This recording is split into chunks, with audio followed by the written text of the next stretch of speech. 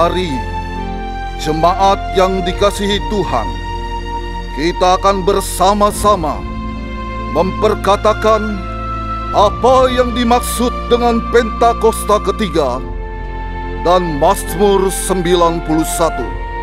Apa yang dimaksud dengan Pentakosta ketiga?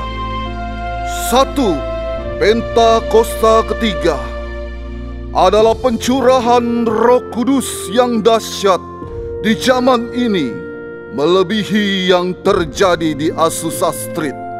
2. Pentakosta ketiga akan mengakibatkan penuaian jiwa yang terbesar dan yang terakhir sebelum Tuhan Yesus datang kembali.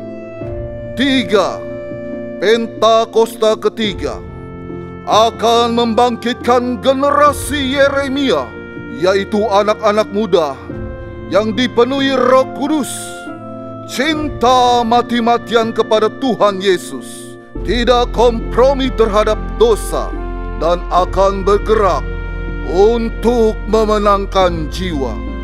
4. Pentakosta ketiga lahir di Indonesia dan bergerak ke bangsa-bangsa.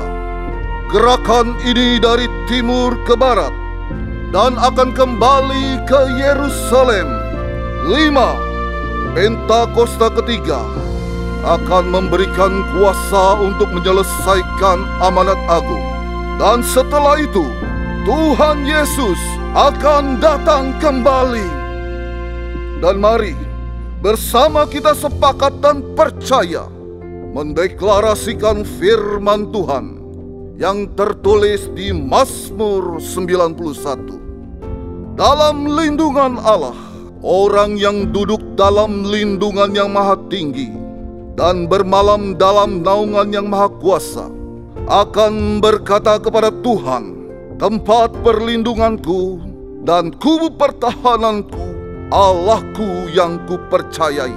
Sungguh Dialah yang akan melepaskan engkau dari jerat penangkap burung, dari penyakit sampar yang busuk. Dengan kepaknya ia akan menudungi engkau. Di bawah sayapnya engkau akan berlindung. Kesetiaannya ialah perisai dan pagar tembok. Engkau tak usah takut terhadap kedahsyatan malam, terhadap panah yang terbang di waktu siang, terhadap penyakit sampar yang berjalan di dalam gelap, terhadap penyakit menular yang mengamuk di waktu petang. Walau 1000 orang rebah di sisimu dan 10.000 di sebelah kananmu, tetapi itu tidak akan menimpamu. Engkau hanya menontonnya dengan matamu sendiri dan melihat pembalasan terhadap orang-orang fasik. Sebab Tuhan ialah tempat perlindunganmu, yang maha tinggi telah kau buat tempat perteduhanmu.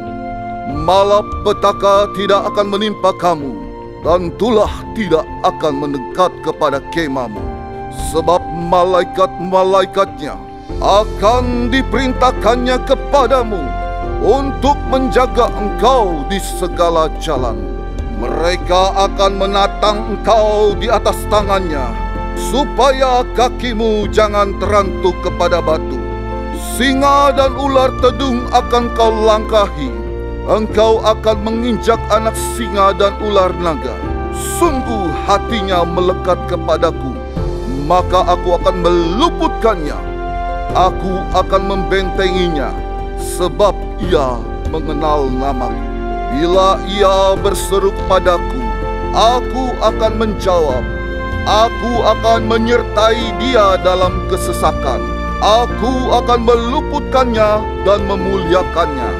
Dengan panjang umur akan kukenyangkan dia, dan akan kuperlihatkan kepadanya keselamatan daripadaku. Haleluya! Amin. Berikan tepuk tangan sorak-sorak bagi Tuhan yang dahsyat dalam setiap kehidupan kita, saudara. Haleluya. Baik, puji nama Tuhan semuanya. Shalom. Shalom. Saudara, firman Tuhan yang kita percaya dalam Mazmur 23 ayat 4 berkata bahwa sekalipun aku berjalan di dalam lembah kekelaman, Aku tidak takut bahaya, sebab Engkau besertaku. Gadamu dan tongkatmu itulah yang menghibur aku. Saudara, hari ini apapun musim kehidupan yang sedang engkau jalani, saudara, percayalah selama ada Tuhan kita akan tenang. Amin, saudara. Hari ini engkau datang ke rumah Tuhan. Tanggalkan segala beban pikiranmu, saudara. Datang kepada Tuhan dengan hati yang terbuka dan katakan pada Tuhan, Tuhan, aku percaya saat aku angkat tangan pada Engkau, Engkau turun tangan bagi kehidupanku. Engkau turun tangan bagi permasalahan hidupku. Engkau turun tangan bagi pergumulan hidupku. Yang percaya Tuhan yang hebat, kasih tepuk tangan sorak-sorai bagi Tuhan, saudara. Mari sama-sama, saudara, bolehkah kita angkat tangan kita pada Tuhan. Tuhan, kami mengangkat tangan kami. Tanda kami percaya penuh penyertaan Tuhan sempurna dalam setiap musim kehidupan kami. Kami tahu Tuhan baik, Tuhan tidak pernah salah, Tuhan selalu dahsyat dalam hidup kami, Tuhan. Kami datang ke rumah-Mu dengan hati yang terbuka. Kami siap menyembah Tuhan Yesus. Terima kasih Tuhan, di dalam nama Tuhan Yesus yang siap menyembah Tuhan, sama-sama kita katakan amin. Sekali lagi tepuk tangan yang dahsyat untuk Tuhan kita, saudara. Haleluya.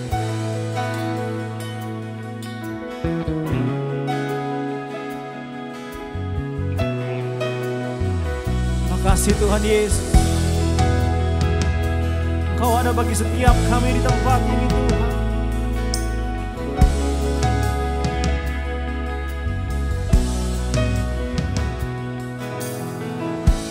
Dalam kesesakanku, Kau beri kedamaian-Mu. Dalam keraguan ku temukan wajah-Mu.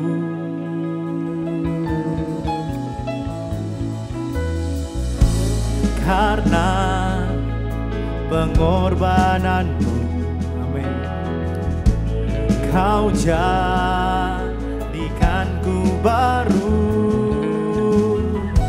Sungguh ku terkagum, amanku di dalam-Mu, Yesus. Kau membuatku sesuai rencana-Mu. Kau memegang setiap musim hidupku. Ku serahkan semua kekhawatiranku. Ku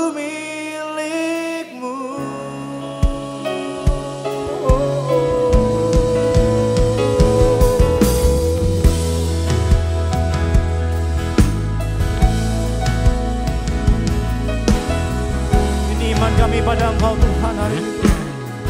Mari sama-sama katakan. Karena pengorbanan-Mu, amin, Kau jadikanku baru. Sungguh ku terkagum, amanku di dalam-Mu, Yesus. Sesuai rencana-Mu, Kau memegang setiap musim hidupku. Ku serahkan semua kekhawatiranku. Ku milik-Mu.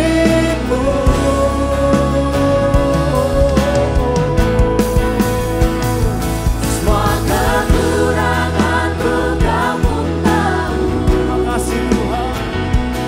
Tetap Kau pandang indah dalamku. Kami angkat tangan kami Tuhan.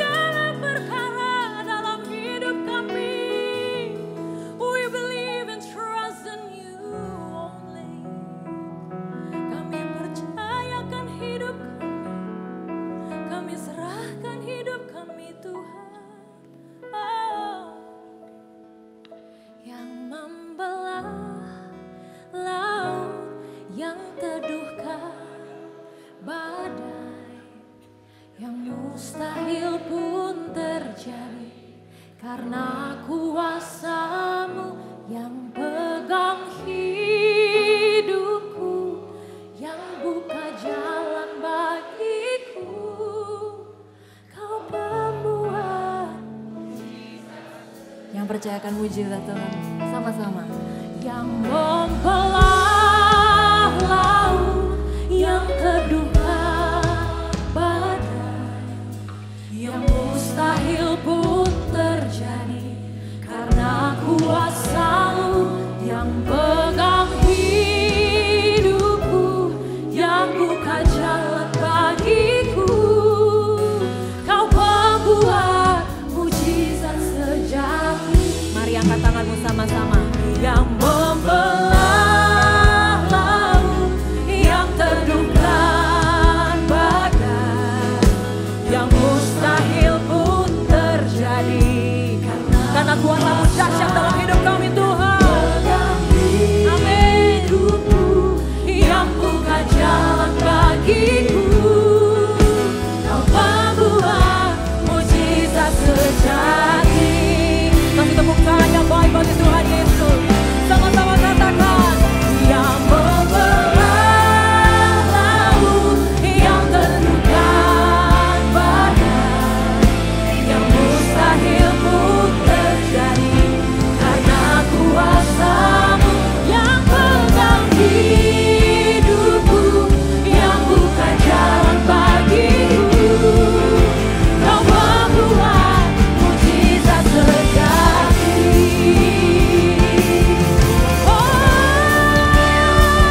Yang membelah laut, yang teduhkan badai, yang mustahil pun terjadi karena apa yang mustahil bagimu mungkin bagi Tuhan. Yang buka jalan bagiku, Kau membuat mujizat sejati. Kau membuat mujizat sejati. Kau membuat mujizat sejati. Tepuk tangan yang panjang dan baik bagi Tuhan Yesus Kristus, satu-satunya Raja di atas segala raja.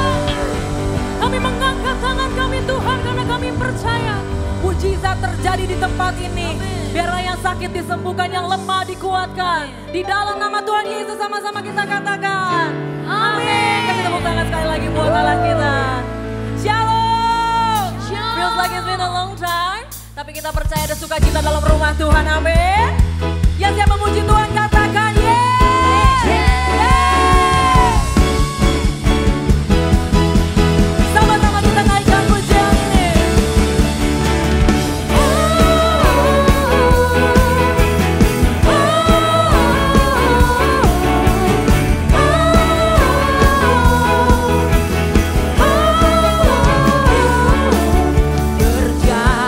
Berjalanlah di depanku.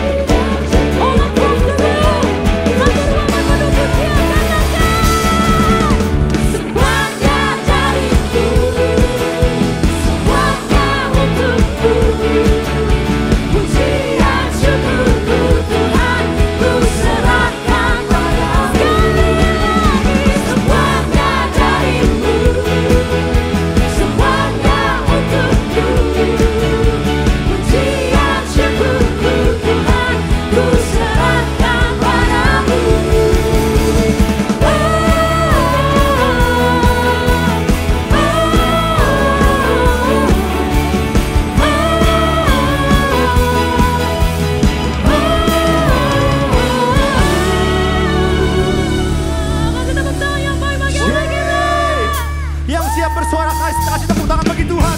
Sorakan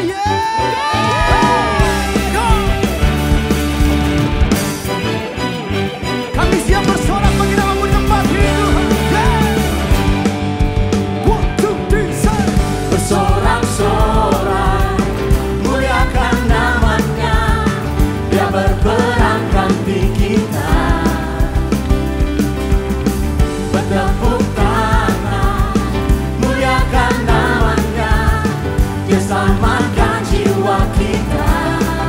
Satu-satunya Satu-satunya katakan.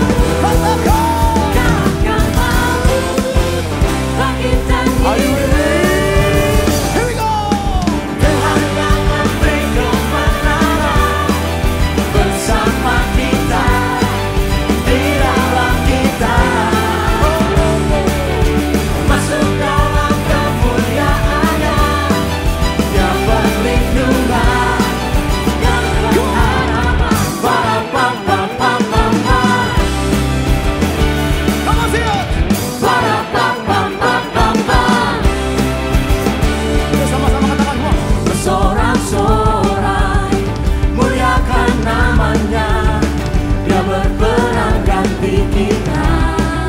Tepuk tangan. Come on. Bertepuk tangan, muliakan namanya, Dia selamatkan jiwa kita.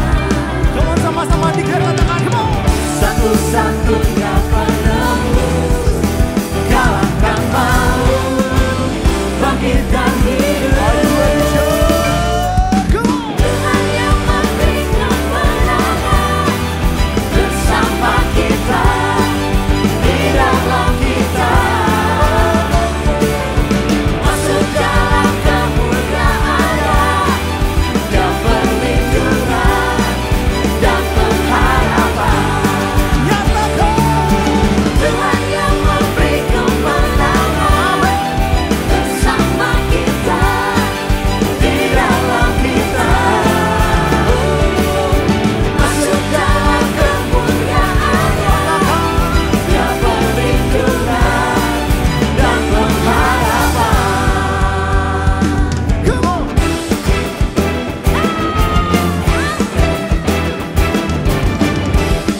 Kami percaya kemenangan kami terima di dalam nama Tuhan Yesus. Sama-sama. Ba-da-ba-ba-ba-ba-ba. Mana suaranya? Ba-da-ba-ba-ba-ba-ba. Come on. Ba-da-ba-ba-ba-ba-ba. Ba-da-ba-ba-ba-ba-ba. Ba-da-ba-ba-ba-ba-ba. Yang terima kemenangan sama-sama. Tuhan yang memberi kemenangan bersama kita, di dalam kita. Masuk dalam kemuliaan-Nya, Dia perlindungan dan Mari sekali pengharapan. lagi sama-sama. Come on. Tuhan yang memberi kemenangan bersama kita, di dalam kita. Masuk dalam kemuliaan-Nya, Dia perlindungan dan pengharapan. Dia perlindungan dan pengharapan. Sekali lagi sama-sama. Dia perlindungan Mana dan suaranya? pengharapan. Ba-da-ba-ba-ba-ba-ba. Sama-sama. Ba-da-ba-ba-ba-ba-ba. Yang percaya berikan tepuk tangan sama-sama bagi Tuhan. Ada sorak-sorai ya Tuhan. Ada sukacita penuaian hari-hari ini terjadi ya Bapa. Kami percaya, kami pun rindu ya Tuhan. Boleh banyak orang datang hari-hari ini merasakan sorak-sorai sukacita yang daripada-Mu ya Tuhan. Kami berdoa terkhusus untuk bangsa kami Indonesia. Biar kiranya negeri kami dilawat oleh kuasa Roh Kudus-Mu. Hari-hari ini tercurah dengan dahsyat. Sehingga terjadi penuaian yang terbesar dan yang terakhir. Oleh itu Datanglah setiap jiwa-jiwa kepada Tuhan Yesus. Pakai setiap kami gerejamu Tuhan di Indonesia ini. Untuk bangkit menjadi terang. Untuk memberitakan Injil Kerajaan Allah. Sampai ke setiap desa-desa pelosok-pelosok yang ada di negeri kami. Oleh karena itu Tuhan kami berdoa berkati pemerintahan yang ada. Biar kiranya Presiden Jokowi, Wakilnya Pak Maruf Amin. Setiap kabinet dan kepala daerah yang ada. Tuhan berkati untuk terbuka di dalam nama Tuhan Yesus. Sehingga Tuhan pakai dengan dahsyat. Membawa kesejahteraan atas Indonesia dan seluruh penduduknya yang ada. Kami berdoa juga ya Tuhan untuk pemerintahan yang baru nanti berjalan dengan lebih baik lagi ya Bapa, membawa keadilan, kerukunan, kesejahteraan, bahkan kemakmuran untuk setiap kami di Indonesia ini. Terima kasih ya Tuhan Yesus. Kami juga berdoa ya Bapa untuk gembala sidang kami Pak Niko, biar kiranya pengurapan dari Engkau terus mengalir untuk membawa setiap umat Tuhan unity di dalam kerukunan di dalam Kristus ya Tuhan. Berkati Pak Niko kesehatannya, pelayanannya, seisi keluarganya dalam pelindungan Tuhan. Dan juga dalam mempersiapkan Empower 21 Asia nanti ya Bapak. Sebagai salah satu pembicara. Biar menyampaikan pesan Pentakosta ketiga. Dan ditangkap, diambil, diterima oleh setiap delegasi negara yang hadir. Mereka boleh bawa pulang ke negara mereka. Dan mereka pun boleh terlibat dalam penuaian terakhir ini ya Bapak. Terima kasih Tuhan. Kami juga berdoa untuk Gembala CK7 Dr. Yanto. Biar kira Tuhan terus urapi hati Gembala yang dengan dahsyat. Membawa setiap kami umat Tuhan di CK7 menjadi umat yang layak dan berkenan di hadapan Tuhan. Berkati Dr. Yanto ya Tuhan, berkati keluarga besarnya, tutup bungkus dengan kuasa darah-Mu, kesehatan yang terbaik, yang prima Tuhan berkati untuk gembala kami. Terima kasih ya Tuhan. Kami juga rindu berdoa untuk setiap anak-anak muda yang ada di tempat ini, untuk setiap generasi Yeremia, biar kiranya urapan kuasa dan kasih Roh Kudus memenuhi generasi ini ya Tuhan. Di hari-hari terakhir ini boleh bangkit anak-anak muda yang sungguh-sungguh hidupnya untuk Engkau, yang mengasihi Tuhan Yesus lebih lagi. Dimanapun setiap mereka berada, boleh menjadi berkat, terang dan garam dunia. Kau memberkati mereka, mungkin mereka yang studi, berusaha, bahkan Tuhan pakai hari-hari ini menjadi orang-orang yang dahsyat dimanapun mereka berada. Terima kasih ya Tuhan, kami percaya anak-anak kami, mereka tampil 10 kali lebih cerdas, pintar, sehat, berhasil, dan beruntung di dalam nama Tuhan Yesus. Terima kasih ya Bapa, inilah setiap doa kami, dan kami tutup Tuhan, kami percaya di dalam nama Tuhan Yesus kami sudah berdoa. Sama-sama kita katakan, amin. Silakan duduk kembali dalam hadirat Tuhan. As we dive into the worship, mari sama-sama kita selalu katakan Tuhan Yesus baik dalam hidup kita, amin. Whatever that situation that you are in, that we are in, we always say that you are good, Jesus, and you've been so good to us. Terima kasih atas kesetiaan-Mu Tuhan. Kami selalu menikmati pertolongan-Mu Tuhan, dan menikmati kebesaran-Mu ya Bapa.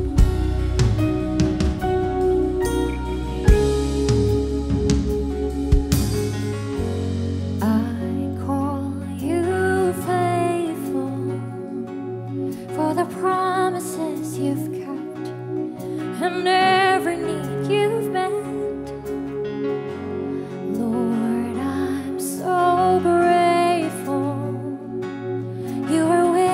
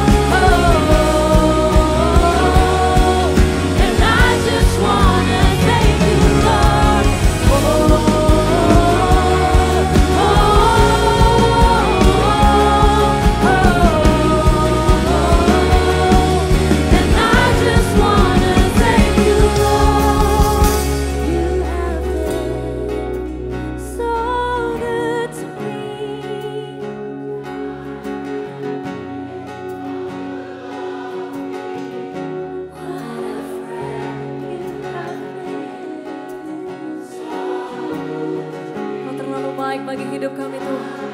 Biarlah setiap nafas kami Bapa, kami memuliakan Engkau Tuhan.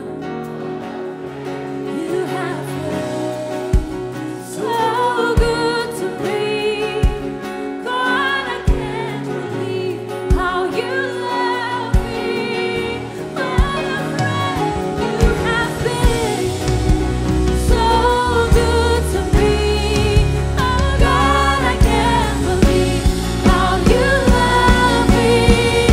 Say that we have good. You have been so good to me.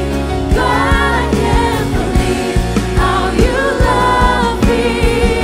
What a friend you have been. So good to me.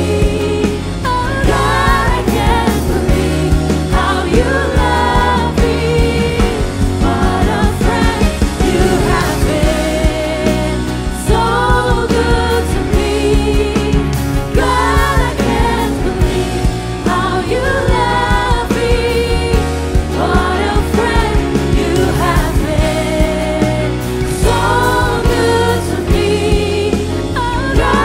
can't believe how you love me.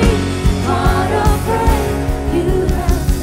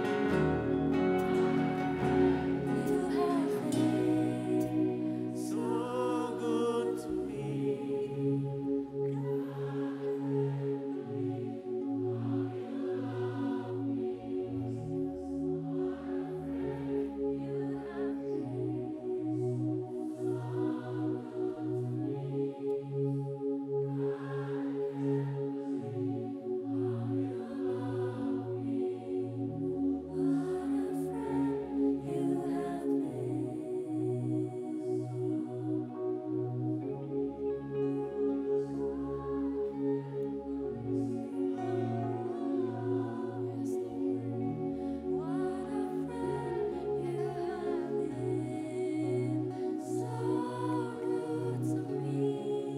Oh God, I can't believe how you love me.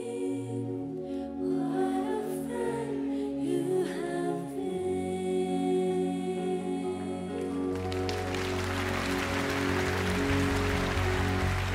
So Shalom saudara, Bapak Ibu dimanapun Anda berada sekarang. Apa kabarnya? Kita bertemu lagi saudara di live streaming ibadah ini.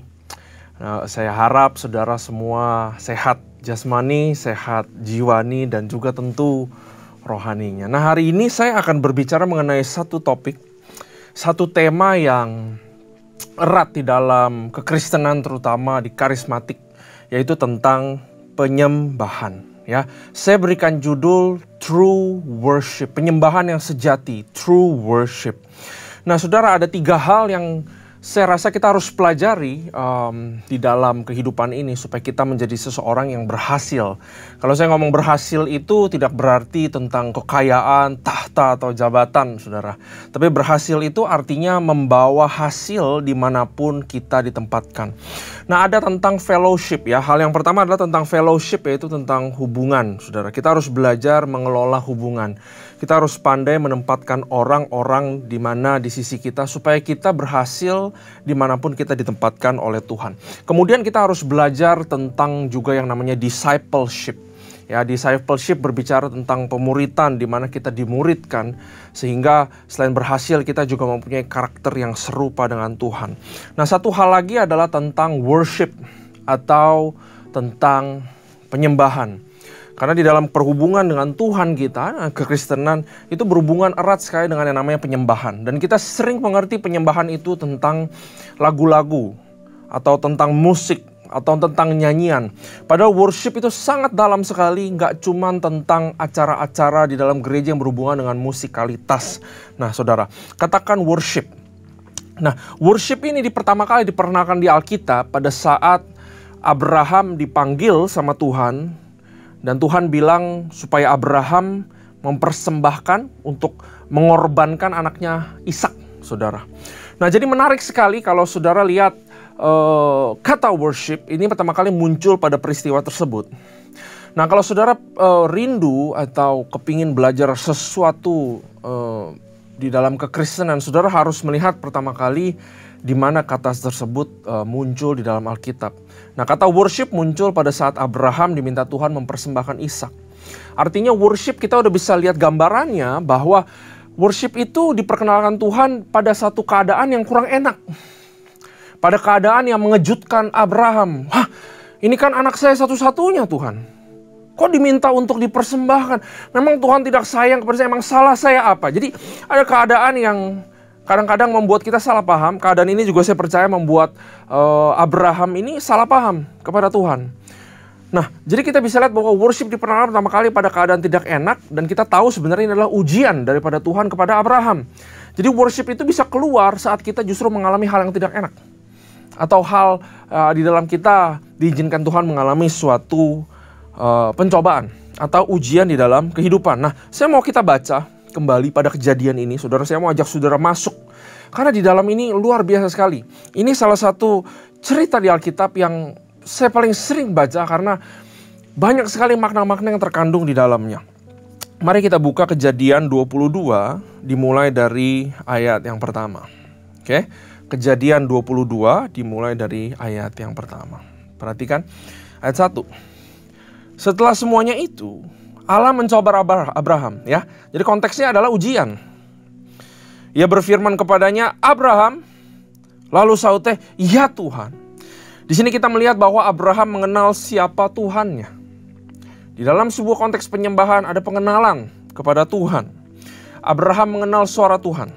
Maka dia langsung menyambut, yes Lord, katanya seperti itu. Ayat kedua, firman-Nya, ambillah anakmu yang tunggal itu, satu-satunya, the only one, yang engkau kasihi. Nah, kasih di sini pertama kali kata love atau cinta atau kasih itu muncul.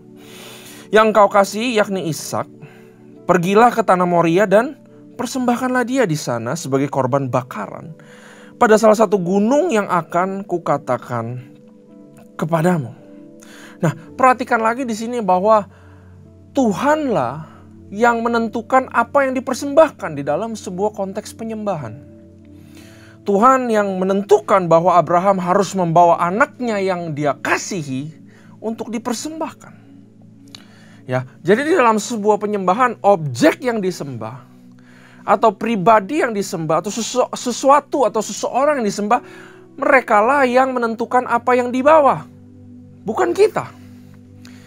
Karena orang Kristen kita sering merasa bahwa di dalam penyembahan atau di dalam sebuah worship, ya, kita merasa kita yang menentukan apa yang menyenangkan hati Tuhan. Padahal sebenarnya menyenangkan hati Tuhan itu Dia yang tentukan. Ya. Ayat ketiga kita lanjut, saudara. Keesokan harinya, pagi-pagi bangunlah Abraham. Ia memasang pelana keledainya dan memanggil 2 orang bujangnya beserta Ishak anaknya. Ia juga mempersiapkan, ia membelah juga kayu untuk korban bakaran itu. Lalu berangkatlah ia dan pergi ke tempat yang dikatakan Allah kepadanya. Ketika pada hari ketiga Abraham melayangkan pandangnya, jadi sudah jalan saudara, 3 hari. Kelihatanlah kepadanya tempat itu dari jauh. Ya, tanah Moria pada satu gunung. Ayat 5, kata Abraham kepada kedua bujangnya itu. Jadi mereka pergi berempat, saudara. Abraham, Ishak, kedua bujangnya. Pas sudah kelihatan tempat penyembahannya, Abraham mengerti sebuah konteks di mana sebuah persembahan atau penyembahan adalah seperti sebuah keadaan privat dia dengan Tuhan. Makanya dia bilang, bujangnya kamu stay. Dia bilang, tinggallah kamu di sini dengan keledai ini. Aku beserta anak ini akan pergi ke sana. Kami akan sembayang. Nah, perhatikan kata sembayang. Sembayang di sini adalah worship. This is the first time worship is mentioned. Pertama kali kata penyembahan disebut di dalam Alkitab di sini. Makanya cerita ini mengandung makna yang sangat dalam tentang penyembahan yang sesungguhnya. Sesudah itu kami kembali kepadamu. Jadi dia bilang kepada bujangnya, saya mau sembayang, saya mau worship, katanya. Dan setelah itu saya akan kembali lagi sama Ishak katanya. Kita lihat di sini juga bahwa Abraham selain dia taat sama Tuhan untuk mempersembahkan anaknya, dia juga mempunyai iman bahwa Abraham akan kembali lagi dengan Ishak, bahwa something good will happen. Ya, mungkin pikirannya berbicara mengenai something bad will happen. Ya, dia akan kehilangan anaknya, tapi di dalam hatinya imannya berbicara berbeda, saudara. Ya. Nah, kalau kita lanjut ke ayat yang ke-6. Lalu Abraham mengambil kayu untuk korban bakaran itu dan memikulkannya ke atas bahu Ishak anaknya. Sedang di tangannya dibawa api dan pisau. Demikianlah keduanya berjalan bersama-sama. Lalu berkatalah Ishak kepada Abraham, ayahnya. Bapa, sahut Abraham, yes my son, ya anakku, bertanyalah ia. Di sini udah ada api dan kayu.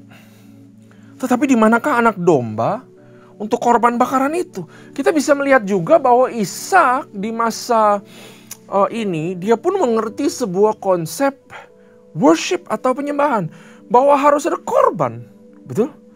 Ya, ada korban yang harus dibawa. Dia mengerti tentang ini. Ayat 8, sahut Abraham, Allah yang akan menyediakan anak domba untuk korban bakaran baginya, anakku. Demikianlah keduanya berjalan bersama-sama. Nah, kita bisa lihat iman Abraham adalah ayat 8 ini.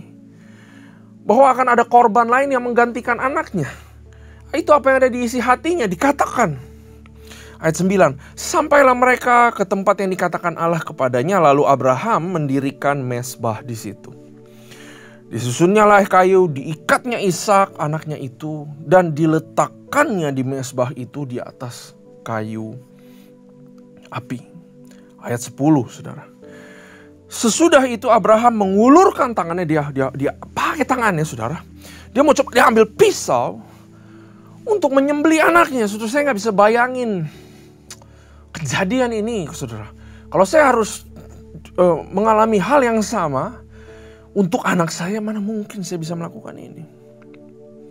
Ayat 11, tetapi berserulah malaikat Tuhan dari langit kepadanya. Jadi waktu mau dibunuh, saudara, berserulah malaikat dari Tuhan. Abraham, Abraham.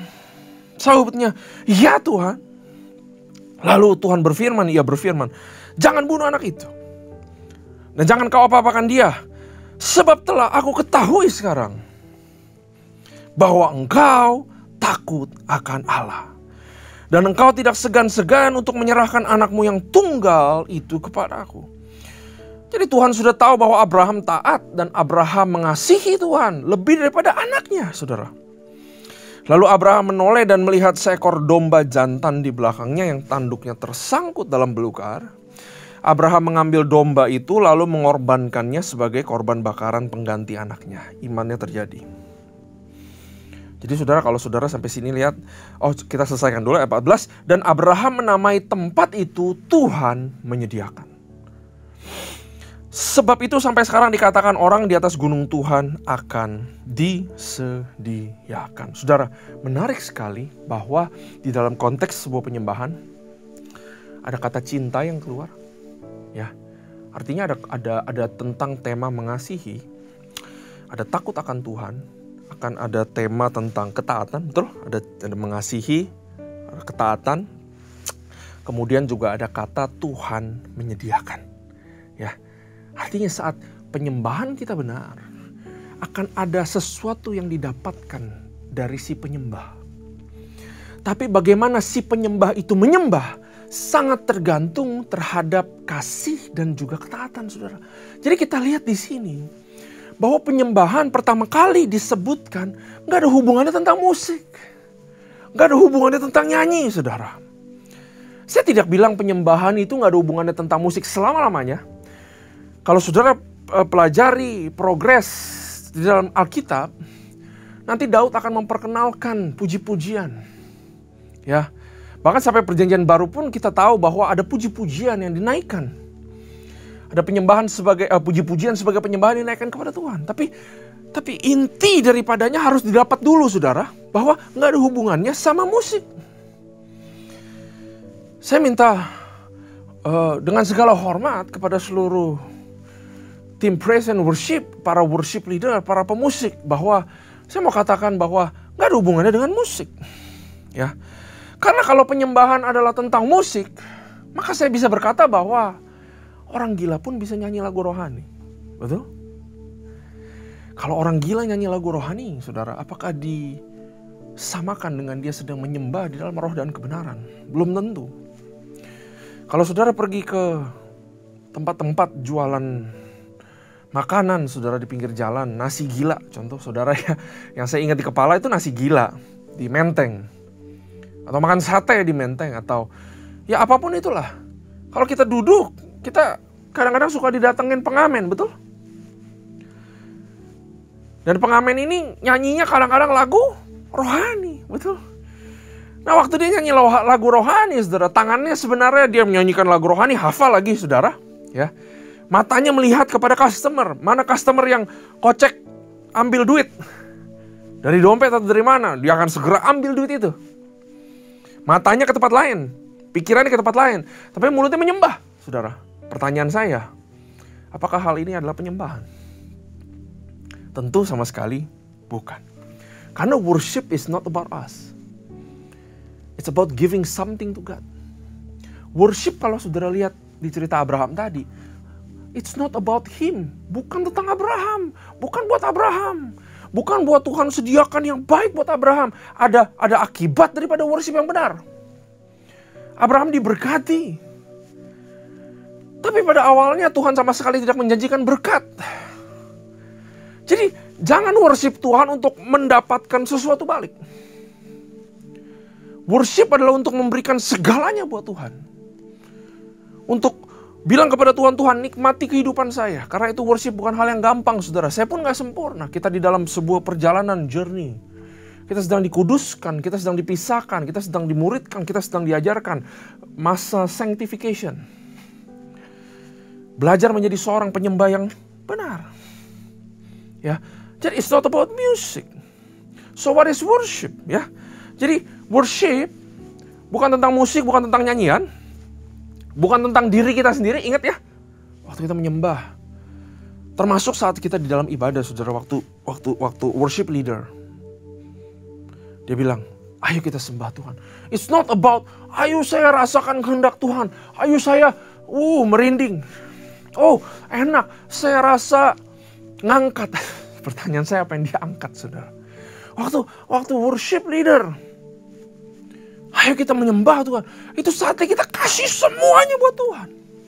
Itulah penyembahan, saudara. Dan ini bukan cuma saat kebaktian, saudara. Worship itu di mana-mana. It's 24/7. Ingat, cerita ini gak ada hubungan dengan ibadah. Pada saat itu gereja belum ada, ibadah belum ada. Jadi everywhere kita bisa menyembah. Penyembahan itu bukan cuma di gereja, tapi 24/7 di dalam kehidupan kita, saudara. Justru selesai dari gereja, penyembahanmu dimulai. Waktu ke gereja, saudara, memberikan yang terbaik buat Tuhan.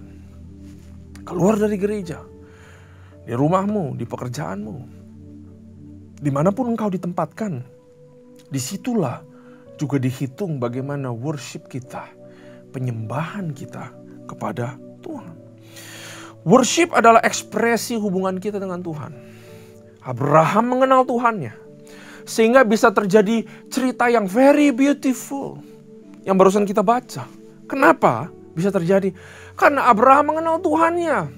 Karena itu saya tuliskan di sini bahwa ekspresi daripada hubungan kita dengan Tuhan itu adalah worship. Ekspresi cinta kita kepada Tuhan, that's worship.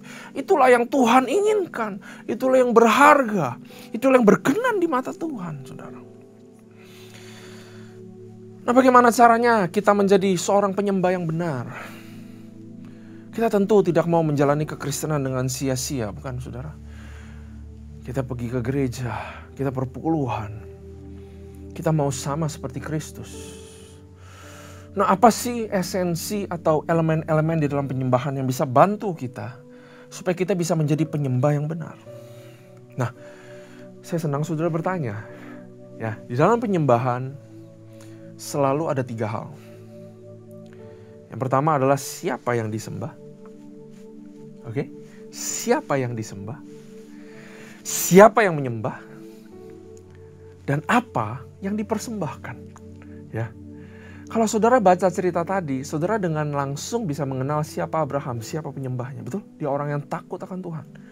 Dia nggak main-main sama Tuhan. Dan kita juga di situ bisa melihat bahwa diperkenalkan siapa yang disembah, Tuhan sendiri. Yang disembahlah yang memberikan aturannya bagaimana menyembah Dia, betul? Ya, jadi kita belajar siapa yang disembah, siapa yang menyembah. Dan tadi Ishak bertanya, mana persembahannya? Apa yang dibawa? Ini adalah 3 elemen yang sangat penting. Yang pertama adalah siapa yang disembah. Nah saudara, we are created for worship. Kita adalah makhluk menyembah. Kita pasti akan menyembah sesuatu. Kita diciptakan sebagai makhluk yang menyembah. Ya, kalau saudara nggak menyembah sesuatu, itu nggak mungkin dalam kehidupan. Kita pasti menyembah sesuatu. Ada yang mendewakan mobilnya, contohnya. Ada yang mendewakan pasangannya. Istilah sekarang disebut bucin, betul? Budak cinta. Pada zaman dahulu, manusia terdahulu, kita melihat bahwa ada yang menyembah pohon-pohon. Ada yang menyembah binatang, saudara. Bahkan ada yang menyembah matahari. Ada yang menyembah hobinya, koleksinya. Tahu dari mana orang itu menyembah? Coba aja ambil koleksinya.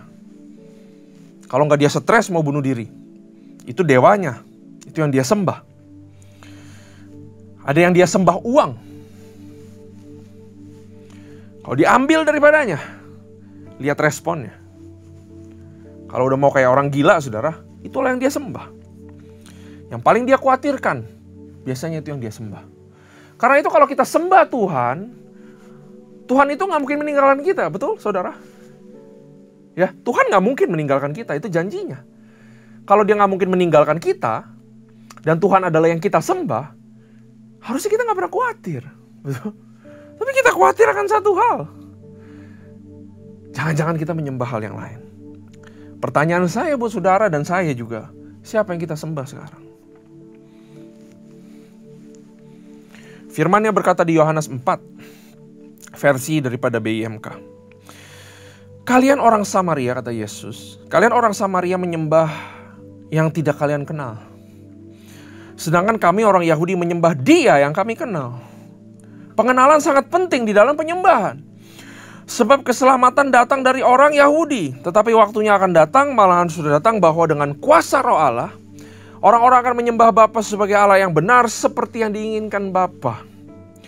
Jadi yang diinginkan Tuhan adalah kita menyembah siapa dan kita kenal dengan siapa itu. Ya, Abraham mengenal Tuhan luar biasa.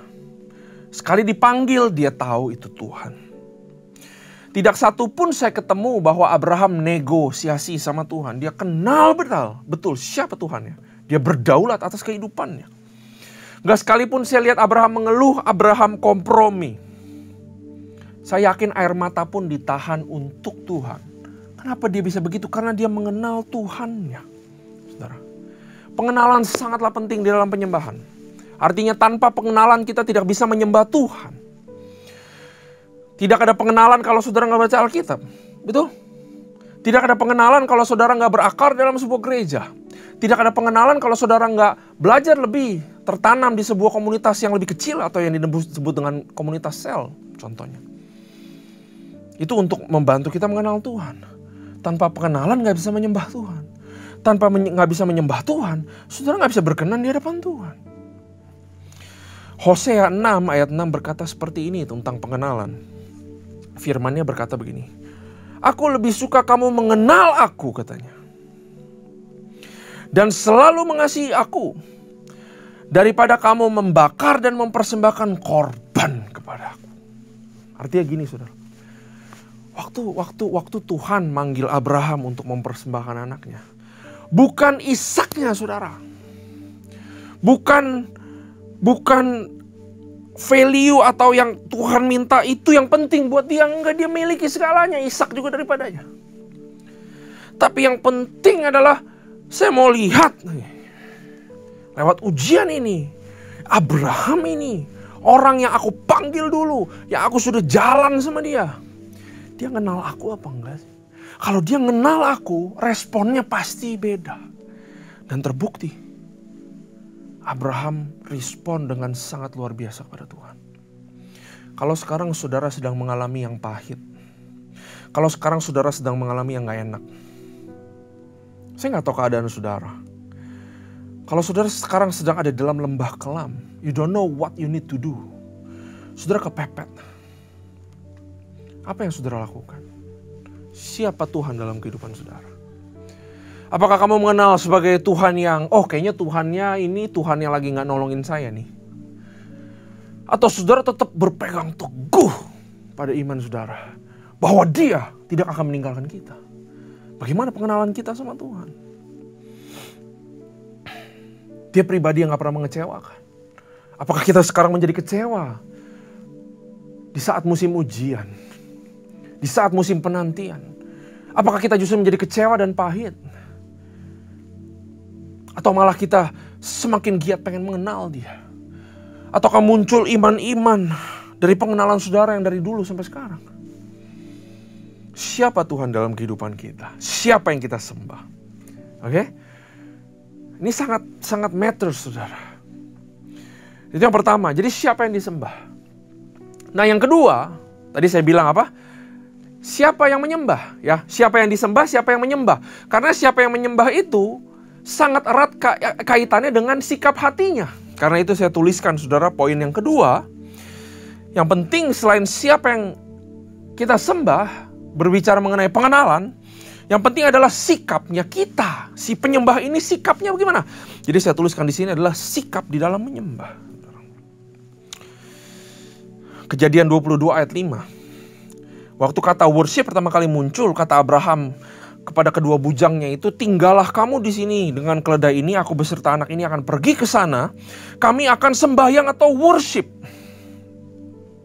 Sesudah itu kami kembali kepada worship. Bahasa asli adalah sakah. Sakah itu membungkuk, saudara, bowing down, bahkan sampai rata dengan tanah, merendahkan diri. Ini sikap hati yang merendahkan diri, menghormati Tuhan, sikap hati yang pure, mau memberikan buat Tuhan, bukan buat saya loh, bukan buat saya, tapi buat Tuhan. It's always for God, menghormati Dia, menganggap yang kita sembah itu jauh melebihi kepentingan kita. Itu sikap hati yang harus kita miliki, saudara. Sakah, bowing down. Objek yang disembah lebih penting daripada keinginan saya. Lebih penting daripada masa depan saya. Lebih penting daripada anak-anak saya. Bukan yang gak penting ya, saudara. Lebih penting dari pekerjaan saya. Itu sikap yang harus kita pelajari. Saudara, Tuhan bilang, Abraham, Ishak kamu kasihi, betul? Yes Tuhan, ya mungkin terjadi seperti ini. Percakapannya mungkin mirip begitu ya, saudara. Kalau gitu ambil dong Abraham, anak yang paling kamu kasihi. Ikat dia. Korbankan dia. Bakar dia buat saya. Waduh, saudara. Gimana caranya Abraham bisa punya sikap seperti itu, saudara? Nah, sikap Abraham bisa lahir menjadi begitu luar biasa karena pengenalan tadi. Pengenalan itu akan membuat kita sayang kepada Tuhan. Ada peribahasa Indonesia, saudara, yang sangat baik untuk membantu kita mengerti. Tidak kenal maka tidak sayang, betul. It's true. Kalau saudara kenal Tuhan, saudara gak mungkin gak jatuh cinta sama Dia. Saudara kalau kenal siapa Tuhan dalam kehidupanmu, saudara punya pengalaman pribadi, pengenalan pribadi, saudara, saya mau kasih tahu, gak mungkin saudara gak kesemsem sama Tuhan. Dan saat saudara mengetahui bahwa betapa tulusnya cinta Tuhan buat kita, saudara pasti akan jatuh cinta sama Dia. Dan apapun yang Dia katakan kepada kita akan taat. Refleksi buat kita nih. Reflection. Bagaimana kehidupan kita dibangun sekarang? Apakah berdasarkan yang namanya berkat? Atau hidup kita dibangun berdasarkan pengenalan, mencintai Tuhan, sehingga kita bisa taat seperti Abraham? Kadang-kadang kita taat kalau kita mau ada sesuatunya sama Tuhan. Baru kita cari Tuhan. baru kita ke gereja, baru kita bergumul, panggil Tuhan. Nah, bagaimana kehidupan Kristen kita dibangun? Ini juga teguran, saudara. Ini juga peringatan buat saya. Apakah saya masih mengenal, mencintai Tuhan? Sehingga saya rela, saya punya sikap yang begitu luar biasa untuk mentaati Dia dalam kehidupan saya. Ya, bagaimana tentang kehidupan kita? Sikap kita. Makanya sangat penting, saudara, untuk mengenal Tuhan. Untuk terus mengasihi Dia. Karena itu akan membuat sikap hati kita berbeda di hadapan Tuhan. Jadi yang pertama, siapa yang kita sembah? Dan bagaimana sikap kita menyembah. Ingat, saudara, it's not about us, it's about Him. Untuk memberikan sesuatu yang luar biasa kepada Dia. Dan yang terakhir, saudara, di dalam sebuah persembahan atau penyembahan, pasti ada yang namanya persembahannya. Konteks worship pasti ada yang dibawa kepada Tuhan. Pertanyaannya, apa sih yang harus dibawa kepada Tuhan kita, saudara? Teman saya, saudara, teman kantor saya, ada yang orang India, saudara. Saudara tahu India menyembah berbagai macam dewa, betul? Saya tanya kepada dia, kamu ibadah sama siapa? Lalu dia bilang, saya kaget sekali dengan jawabannya. Dia bilang, saya menyembah 5, katanya. Hah, banyak banget. Emang boleh nyembah 5? Gak cemburuan tuh dewanya? Enggak, itu normal, katanya. So, saya tanya kepada dia, bagaimana caranya kamu beribadah? Bagaimana cara kamu menyembah dewamu? Saya bilang. Lalu jawaban dia mengejutkan sekali, saudara. Jadi dari Senin sampai Jumat, saudara, dia menyembah 5 yang berbeda-beda. Hari Senin dia menyembah yang pertama, Selasa kedua, dan seterusnya sampai yang kelima itu hari Jumat. Nah, gimana caranya, saya tanya ke dia. Nah, dia bilang kepada saya, setiap hari, setiap pagi, jadi di rumahnya ada altar kecil lah, saudara. Mungkin cuma segede gini, lebih kecil ya. Buat 5 dewa. Hari Senin dia datang ke altar nomor 1 dan dia bawain manisan, kue-kue. Dia bawakan sesuatu. He brings something. Hari Selasa dia bawa lagi makanan yang lain. Tergantung bagaimana pengajarannya. Terus saya tanya kepada dia, wow, brother, so kamu tiap malam masak supaya kamu pagi-pagi bisa bawa sesuatu ke altar di rumahmu? Iya, kita udah lakukan ini berpuluh-puluh tahun. Saya tepuk tangan, saudara. Sekaligus ditampar. Kadang-kadang kita datang kepada Tuhan, bawa sesuatu aja enggak. Worship is about bringing something to God. Persembahan kepada Tuhan bisa berupa tenagamu, saudara. Bisa berupa waktumu. Bisa berupa buah-buah pekerjaanmu di marketplace. Bisa menjadi buah pelayananmu. Bisa pemikiranmu. Untuk membangun rumah Tuhan contohnya. Korban pujian, korban syukur. Bisa juga dalam bentuk uang. Saudara berikan kepada Tuhan. Yang penting kan sikapnya. Apa yang saudara berikan kepada Tuhan. Nah, saudara, ada satu hal yang luar biasa sekali, saudara, yang saya pelajari. Apa yang harus kita bawa kepada Tuhan? Firman Tuhan menjawabnya di Roma 12 ayat 1. Firmannya begini. Karena itu, saudara-saudara, demi kemurahan Allah, aku menasihatkan kepada kamu supaya kamu apa? Mempersembahkan tubuhmu, katanya. Sebagai persembahan yang hidup. So, Tuhan bilang kamu harus persembahkan hidupmu. Sebagai persembahan yang hidup, yang kudus, dan yang berkenan kepada Allah, itu adalah ibadahmu yang sejati. Ayat ini bilang bahwa saudara mau punya ibadah yang sejati, saudara harus punya penyembahan yang sejati. Penyembahan yang sejati lahir daripada pengenalan yang sejati. Daripada mencintai Tuhan. Bukan daripada performa musik-musik yang luar biasa. Nyambung ya, saudara semua. Tuhan yang kasih tahu sendiri. Kalau kamu mau ibadahmu sejati, kamu mau jadi penyembah yang benar, kamu harus persembahkan hidupmu. Sebagai persembahan yang hidup dan kudus. Waduh, Tuhan, apa artinya ini? Gimana caranya mempersembahkan hidup kita? Nah, saya senang saudara bertanya lagi. Ya, kalau saudara lihat, ini adalah laptop saudara. Oke? Laptop.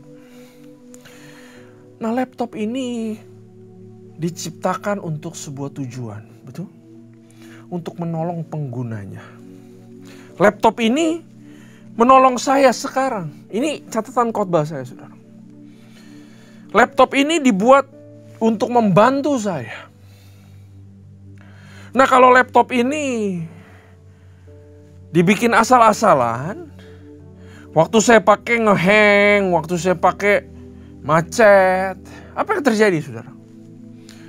Katakanlah tiba-tiba sekarang ini ngehang. Pasti setelah ini saya akan bilang, aduh payah nih mereknya, merek apa sih? Gitu. Nah, siapa yang kita puji, siapa yang kita ejek, saudara, adalah pencipta laptop ini, betul? Aduh payah dan nih si Lenovo. Contohnya. Saudara main handphone, payah nih handphone. Payahlah merek ini. Ya, tapi kalau laptop ini, wow, luar biasa, hebat banget ini. Ini hebat ya, saudara. Saya puas pakai ini. Setiap kali kalau ada orang tanya, teman saya suka tanya kepada saya, Ren, beli laptop apa sih? Saya pasti akan bilang kepada dia, udahlah bro, gak usah pakai mikir, gak usah pakai coba. Gue udah pakai ini, gak pernah nge-lag. Luar biasa, baterainya bagus sampai sekarang. Udah lu beli aja merek ini. Ya, saya akan jadi sales agentnya saudara merek ini. Saya akan jadi brand ambassador walaupun dia gak minta kepada saya. Tapi karena luar biasa dia bisa melayani saya dengan baik. Dia bisa menghasilkan buah yang saya makan dengan baik, saudara. Itulah artinya kita mempersembahkan kehidupan kita buat orang lain. Maka kalau laptop ini baik, kehidupannya laptop ini baik, maka yang dipuji juga penciptanya, saudara. Nah, begitu juga dengan kehidupan kita. Kalau kita useful, kalau kita berguna buat orang lain, kalau kita memberkati orang lain, kalau kita jadi berkat, kita bisa jadi garam di tempat yang gak ada rasa. Kita bisa jadi terang di tempat yang gelap. Maka kita sedang gunakan kehidupan kita, saudara, untuk mempermuliakan Tuhan. Dan itu adalah penyembahan yang Tuhan inginkan buat kita semua. Katakan amin. Kalau saudara bisa memberikan uang, saudara sedang ada uang. Pakai ini saudara bisa mengangkat seseorang. Maka saya mau kasih tahu, apabila sikap saudara adalah tulus, maka itu adalah penyembahan yang harum buat Tuhan. Kalau saudara tidak punya uang, saudara, tapi saudara punya banyak waktu, saudara punya banyak tenaga, dan saudara dedikasikan ini untuk menjadi berkat dimanapun saudara ditempatkan, maka saudara sedang pakai kehidupanmu untuk memuliakan Tuhan. Itu penyembahanmu. Karena itu penyembahan gak cuma di gereja, saudara. Penyembahan di mana-mana. Jadi siapa yang disembah? Siapa yang menyembah, sikap hatinya gimana? Dan apa persembahannya? Amin, saudara. Ilustrasi yang terakhir, saudara. Di sini saya ada bangku, saudara. Ya, bangku ini, saudara, diciptakan untuk apa? Ya, diciptakan untuk manusia, betul? Untuk kita duduk. Ya, waktu penciptanya menciptakan ini, dia udah desain ini buat didudukin supaya saya bisa istirahat, kita bisa istirahat, betul? Karena itu saudara, saudara diciptakan juga untuk satu tujuan, bukan buat kamu loh, tapi untuk jadi berkat. Ingat, penyembahan sangat erat dengan menjadi berkat. Ini akan jadi berkat buat saya apabila saya dudukin, betul? Aduh, enak. Ini saya bisa duduk ya, saudara. Enak banget bisa duduk. Nah, bangku ini kalau berhasil menopang badan saya yang berat ya, saudara, saya berat nih. Dia berhasil menjalankan fungsinya. Sebagaimana dia diciptakan, begitu fungsinya buat memberkati saya, supaya saya bisa istirahat. Nah, tapi saya mau katakan bahwa bangku ini benda mati. Kalau aja dia bisa ngomong, dia pasti akan bilang, aduh, pastor berat banget sih, jangan kamu deh duduk di sini, aduh keberatan, gak tahan. Saya berat, saudara. Nah, bangku ini walaupun keberatan, tapi dia tetap bertahan, dia tetap menjadi berkat untuk memberikan saya buah yang saya bisa dapatkan sekarang. Saya sedang duduk. Artinya apa saudara? Kita itu seperti bangku kadang-kadang. Kehidupan itu berat. Saya nggak tahu saudara alami apa. Saya pun mengalami sesuatu yang tidak enak sekarang ini loh saudara. Sekarang ini. Walaupun berat, bangku ini tetap bertahan. Dan waktu saya duduk lama di sini, saya bisa bilang, bangkunya enak banget ya. Siapa sih yang bikin? Merek apa ini? Saya juga mau deh ada di rumah saya. Ternyata bangku ini walaupun berat, tapi tetap menjalankan fungsinya. Tetap memberkati orang, tetap menjadi buah buat semuanya. Gak pilih-pilih orang dia, siapa yang mau duduk di atas ini. Betul, dia gak pilih-pilih. Dia cuma tahu mau jadi berkat. Mau jadi purpose-nya dia diciptakan untuk apa. Nah itu adalah penyembahan saudara. Apabila bangku ini berhasil, wah bagus ini bangku. Maka bangku ini sebenarnya sedang menjalankan fungsinya. Bagaimana dengan kehidupan kita sekarang saudara? Apakah saudara sedang mengalami masalah, ujian? Apakah sedang mengalami yang gak enak? Saya mau bilang kepada saudara, di masa-masa tersebut yang gak enak lah, di masa-masa ujian dan pencobaan, disitulah sebenarnya saudara bisa memberikan persembahan yang paling manis buat Tuhan kita. Tetap kuat, lagi sakit, tetap jadi berkat, lagi down, tetap jadi berkatmu untuk ngangkat orang. Waktu lagi gak, harusnya bukan saya lah hari ini yang, atau bukan saya lah sekarang yang harus jadi berkat. Tetap jadi berkat, bangkit dan jadi terang. Karena itu adalah penyembahan kita kepada Tuhan. Dan ingat saudara, saat Abraham mengenal Tuhannya, betul? Penyembahan is about knowing Him. Siapa yang kita sembah. Dan Abraham menyembah dengan hati yang tulus. Sikap hati yang benar. Dan dia bawa persembahan yang Tuhan minta. Kita tahu ya, tadi Tuhan sudah tampilkan di Roma 12. Apa yang dia inginkan, hidup kita untuk menjadi berkat buat orang-orang. Maka saudara kalau ingat tadi ceritanya, terjadi sesuatu yang luar biasa. Kesakitan, kesedihan Abraham digantikan saudara sama Tuhan. Sehingga Abraham selalu ingat tempat ini sampai seumur hidup. Sampai kita bisa tahu bahwa ada tempat yang dinamakan Tuhan menyediakan saudara. Apapun yang saudara alami sekarang, tetaplah menyembah Tuhan, tetaplah berbuat benar, tetaplah berbuat kudus. Karena saya percaya saudara, kalau saudara tetap memberkati orang, menjadi terang dan garam dimanapun saudara ditempatkan, maka saya percaya bahwa saudara juga akan alami hal yang sama seperti Abraham. Apapun keadaanmu, apapun masalahmu, apapun doamu, saya percaya ada berkat Tuhan menyediakan di dalam kehidupan kita. Amin. Terima kasih Tuhan buat firman ini.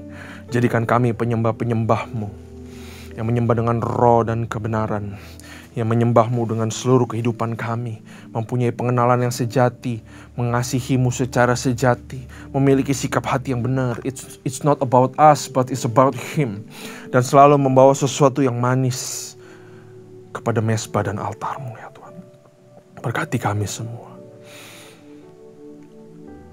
Berikan kami hikmat, terutama buat para jemaat yang sedang mengalami kesulitan. Biar Kau yang tolong kami semua. Terima kasih Tuhan, terima kasih Bapa buat firman ini. Kami sungguh terberkati. Hanya di dalam nama Tuhan Yesus. Haleluya. Amin.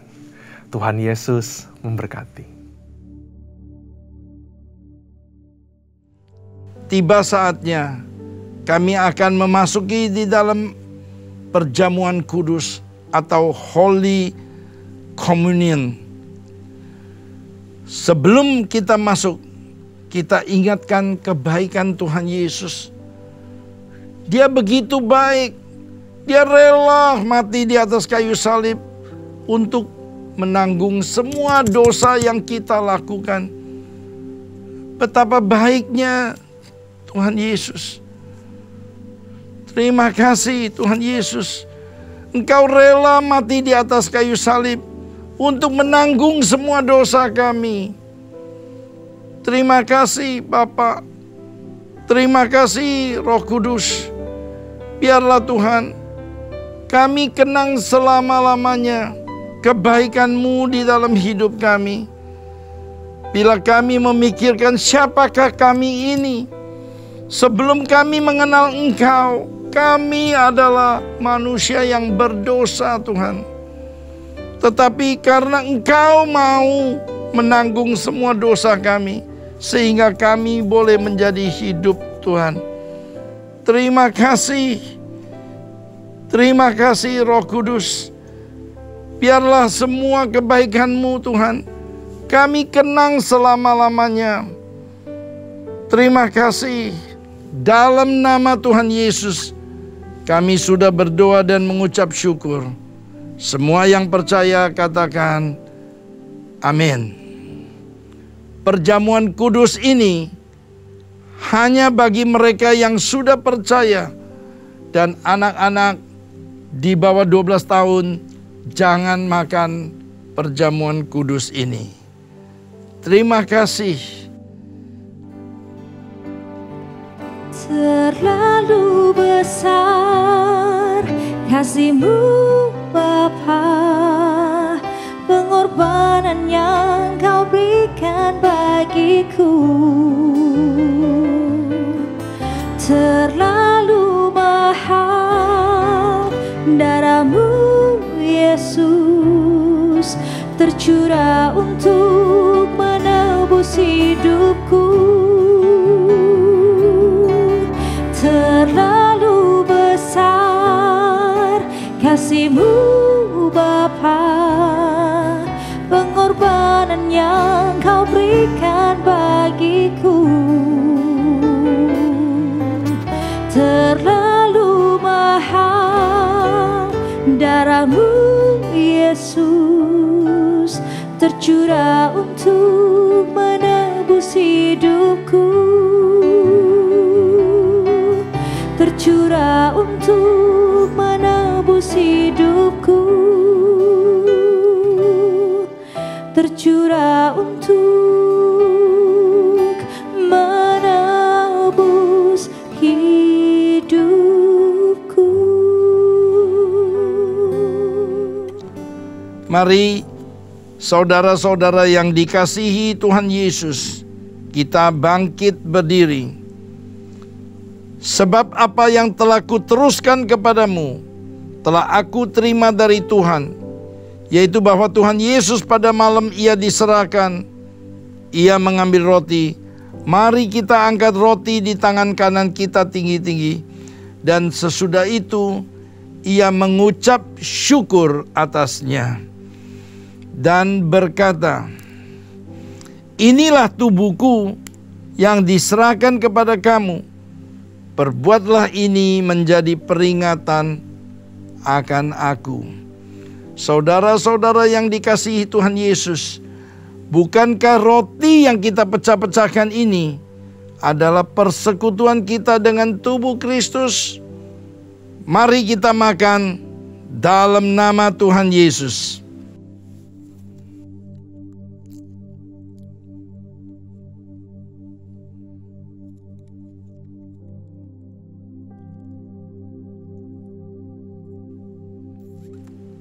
Kita angkat cawan di tangan kanan kita tinggi-tinggi.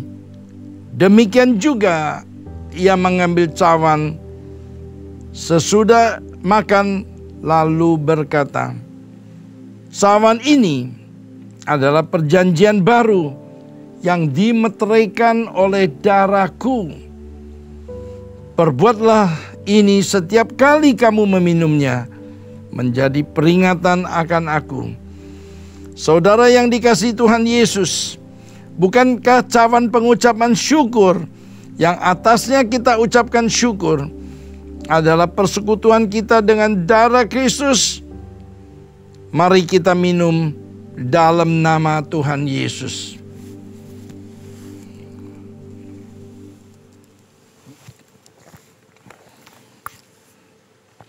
Terima kasih Tuhan Yesus untuk pengorbanan-Mu di atas kayu salib ini. Biarlah semua mengucap syukur atas kebaikan Tuhan Yesus di dalam hidup ini. Mari kita ucapkan syukur. Oh Rabba Shikira bala bala bala bala. Shikira bala bala bala bala bala bala. Shikira bala bala bala bala bala bala bala. Saat ini pencurahan Roh Kudus turun di atas kalian semuanya. Terima kasih mula-mula itu, terima pengajaran sesat ditiadakan, terima. Biarlah semua dari kalian setia sampai mati. Sekali Yesus tetap Yesus. Terima. Terima kasih Yesusku, terima kasih Yesusku. Puji syukur hanya bagi Tuhanku. Terima kasih Yesusku, terima kasih Yesusku. Puji syukur hanya bagi Tuhanku. Puji syukur hanya bagi Tuhanku. Puji syukur hanya bagi Tuhanku.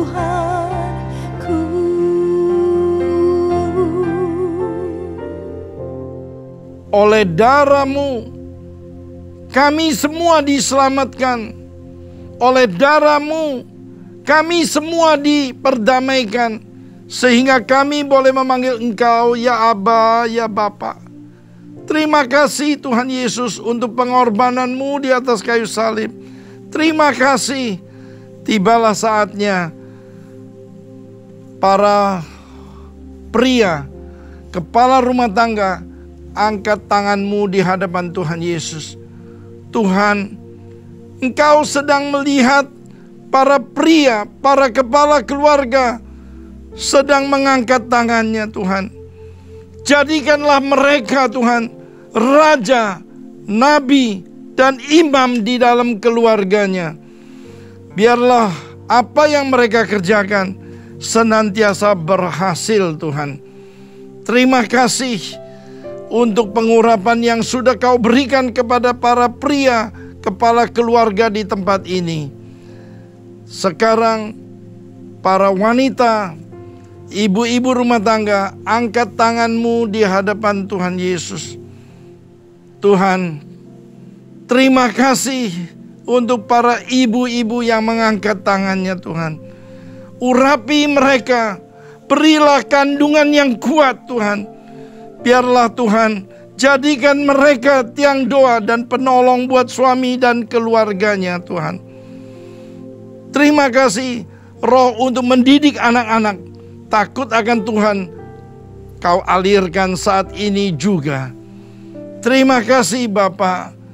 Biarlah Tuhan para ibu-ibu rumah tangga ini menjadikan anggur yang manis di dalam hidupnya Tuhan. Terima kasih Roh Kudus. Terima kasih. Sekarang anak-anak muda, mereka yang belum menikah, single parents, angkat tanganmu di hadapan Tuhan Yesus. Tuhan, terima kasih untuk generasi penerus ini, generasi Jeremia Tuhan. Biarlah mereka dibangkitkan Tuhan. Roh takut akan-Mu mengalir di dalam hidupnya. Roh takut akan-Mu mengalir di dalam hidupnya. Terima kasih Bapa. Terima kasih Roh Kudus. Biarlah kekudusan mereka jaga baik-baik Tuhan. Terima kasih Bapa. Pengurapan Daniel 10 kali lebih cerdas daripada orang di bumi Kau berikan kepada anak-anak muda di tempat ini Tuhan. Terima kasih. Mereka yang belum menikah, Engkau mencarikan pasangan yang sepadan Bapa. Mereka yang single parents, peluklah mereka dengan kasih-Mu. Kasih agape, kasih filiemu, memeluk mereka, menuntun mereka jalan di dalam kebenaran firman-Mu. Terima kasih Tuhan Yesus. Sekarang semua jemaat angkat tangan-Mu di hadapan Tuhan Yesus.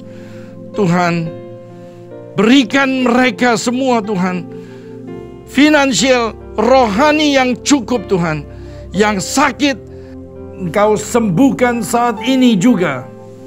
Mereka yang berbeban berat, berikan mereka jawaban. Mereka yang terikat, Engkau lepaskan dalam nama Tuhan Yesus. Terima kasih Bapak. Kami percaya semua jemaat dan semua keluarga besarnya sudah diselamatkan oleh Tuhan Yesus. Terima kasih Bapak. Terima kasih Roh Kudus. Terpuji senantiasa nama-Mu. Haleluya. Amin.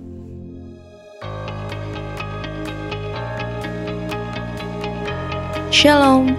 Gembala dan seluruh pengerja CK7 serta jemaat Tuhan mengucapkan terima kasih kepada Pastor Randy Junaidi BSC yang telah memberkati kita semua melalui penyampaian pesan firman Tuhan pada hari ini.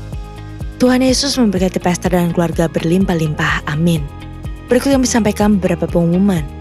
Ibadah Raya via live streaming hari Minggu tanggal 9 Juni 2024 pukul 7, 9, 11.30, 14 dan 16.30 waktu Indonesia Barat akan dilayani oleh PDP Rita Arifin SA. Ibadah tayang ulang atau rerun yang dilakukan secara onsite untuk ibadah Mandarin Service dan 2PM yang Professional and Couple Service di channel YouTube GBI PRJ CK7. Ibadah minggu depan tanggal 9 Juni 2024 diadakan di GBI PRJ pukul 7, 9 dan 11.30 waktu Indonesia Barat dilayani oleh Pendeta Dr. Yanto Simko Putra MD PhD. Pukul 16.30 waktu Indonesia Barat dilayani oleh PDM Teresia Cynthia Tirta Diraja SH. GB Intercon pukul 7, 9 dan 11 waktu Indonesia Barat dilayani oleh PDM Teresia Cynthia Tirta Diraja SH. Pukul 16 dan 18 waktu Indonesia Barat dilayani oleh PDP Hartona SE. GB Ilham Sutramo pukul 7, 9 dan 11 waktu Indonesia Barat dilayani oleh PDM Grace Suhadi. Pukul 13, 15 dan 17 waktu Indonesia Barat dilayani oleh Pastor Tilio Lopman. GB PRJ Pluit pukul 9 dan 11 waktu Indonesia Barat dilayani oleh Pastor Tilio Lopman. Pukul 16.30 waktu Indonesia Barat dilayani oleh PDP Charles Jeremiah. GB PRJ Mandarin pukul 9 waktu Indonesia Barat dilayani oleh PDM Ari Kiswanto. GB HCR pukul 8 dan 10 waktu Indonesia Barat dilayani oleh Pendeta Robertus Purwadi SSPD. GB San Moritz pukul 9, 11 dan 13 waktu Indonesia Barat dilayani oleh Evangelis Tian Setiawati Bekom. Pukul 15 dan 17 waktu Indonesia Barat dilayani oleh Pendeta Robertus Purwadi SSPD. Ibadah Raya onsite di atas disertai juga dengan ibadah pemuda dan anak secara onsite. Untuk persembahan umum atau kolekte, perpuluhan jemaat, ucapan syukur dan lain-lain dapat dilakukan melalui e-banking, mobile banking, ATM maupun online di website ke rekening persembahan CK7 BCA Cabang Tamrin dengan nomor account 206 333 8222 atas nama GBI PRJ.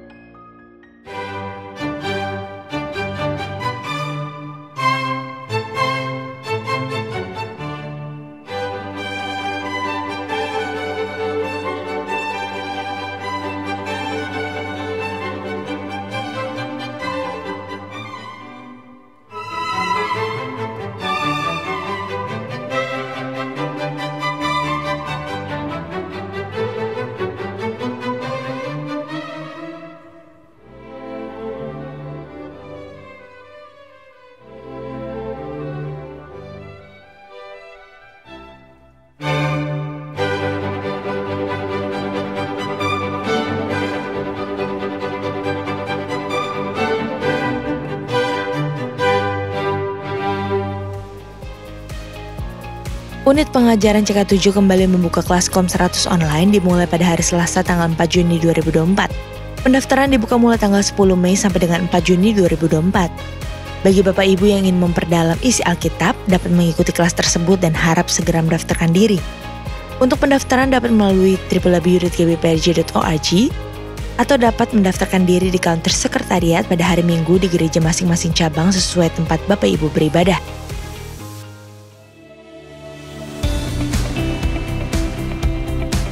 Doa adalah suatu pelayanan doa yang diadakan untuk membawa Bapak Ibu mengalami perjumpaan pribadi dengan Tuhan Yesus, serta mendoakan secara spesifik untuk setiap pergumulan dan masalah yang dihadapi oleh jemaat maupun pengerja. Kami mengajak Bapak Ibu sekalian untuk dapat mengikuti Rumah Doa CK7 yang akan diadakan secara hybrid, on-site, dan online.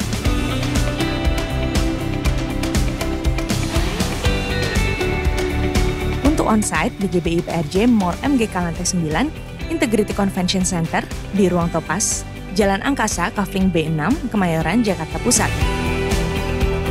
Dan untuk online diadakan via Zoom di mana link, meeting ID, serta password dapat diklik langsung di apps GBI PRJ CK7 dengan modul Zoom Link atau dapat menghubungi nomor WhatsApp yang tercantum di layar Bapak Ibu sekalian.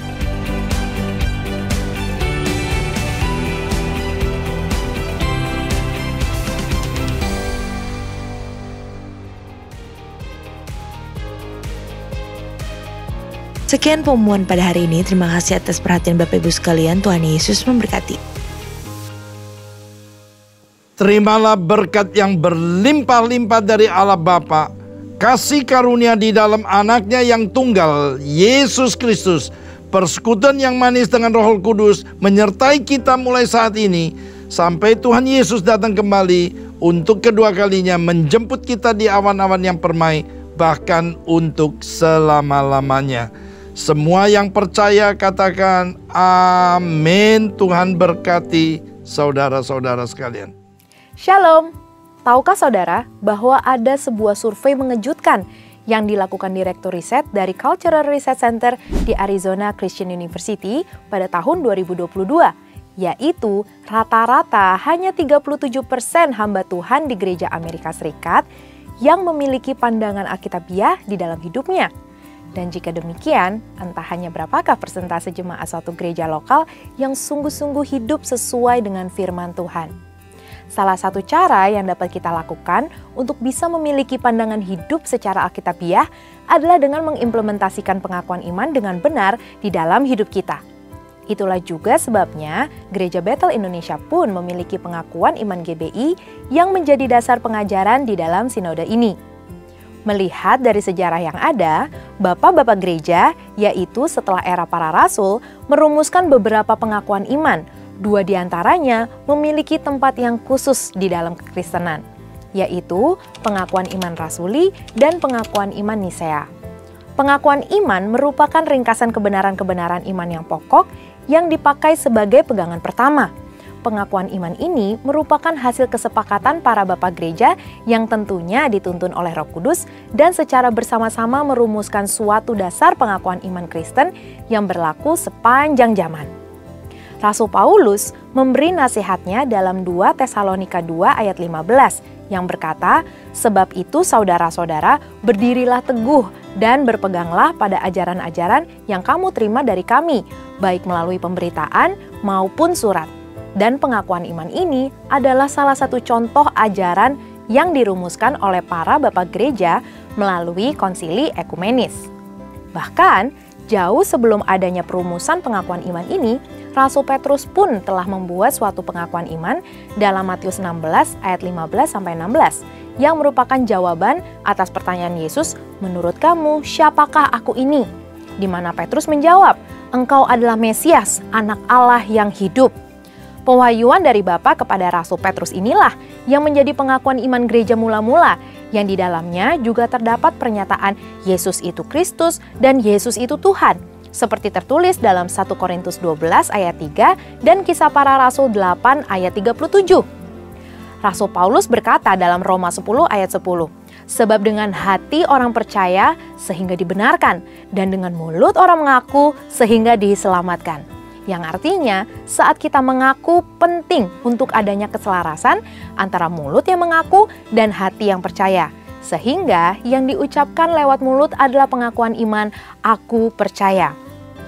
Dari sini, Tata Gereja GBI edisi 2021 menuliskan ketentuan seseorang mengucapkan pengakuan iman yang sungguh, yaitu diucapkan sebagai pernyataan iman kepada Tuhan, dinyatakan di hadapan manusia sekalipun dalam situasi sulit, dilakukan berdasarkan pilihan individual dan bukan karena paksaan, dan dilakukan dalam rangka memperdengarkan kesaksian Alkitab dan bukan membela pendapat siapapun.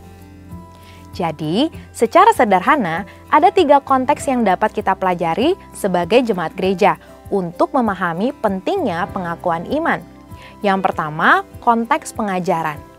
Jemaat perlu diajar mengenai intisari kekristenan melalui pengakuan iman yang berisi pokok-pokok penting dan mendasar dari ajaran kekristenan, serta menjadi tulang punggung iman Kristen. Perlu dipahami bahwa pengakuan iman menyediakan pokok-pokok yang ringkas, penting, dan dapat dimengerti oleh jemaat dan bukan untuk menggantikan posisi Alkitab maupun doktrin suatu gereja. Yang kedua, konteks bahaya ajaran sesat. Ada 2 ajaran inti kekristenan yang sangat dipertahankan oleh bapak-bapak gereja, yaitu ajaran tentang Allah Tritunggal dan ajaran tentang 2 natur Kristus, yaitu bahwa Kristus adalah sungguh Allah dan sungguh manusia. Jika ada suatu ajaran yang menolak salah satunya, dapat dipastikan bahwa ajaran tersebut dapat dikategorikan sebagai ajaran non-Kristen. Pengakuan iman berfungsi menjadi tolak ukur untuk menilai apakah suatu ajaran tersebut benar atau tidak sesuai dengan ajaran Kristen. Dan yang ketiga, konteks kesatuan gereja. Kesatuan bukanlah keseragaman, namun kebenaran tidak boleh dikompromikan. Kesatuan yang sejati adalah kesatuan di dalam iman dan pengetahuan yang benar tentang anak Allah, seperti tertulis pada Efesus 4 ayat 13. Pengakuan iman membantu kita untuk berdiri teguh di atas firman Tuhan, bahwa untuk hal-hal mendasar kita harus bersatu, dan untuk hal-hal yang tidak mendasar kita bisa berbeda, dan dalam segala hal kita harus saling mengasihi. Pada intinya, pengakuan iman itu sangatlah penting. GBI pun memiliki pengakuan iman Gereja Bethel Indonesia. Saat pengakuan iman dipahami dan diimplementasikan dengan benar, maka seharusnya kita akan memiliki hidup yang selaras dengan firman Tuhan. Karena pengakuan kita bukanlah sekedar pengakuan di mulut, namun terlebih melalui hati dan tindakan, kita mengakui dan mengagungkan Allah Tritunggal.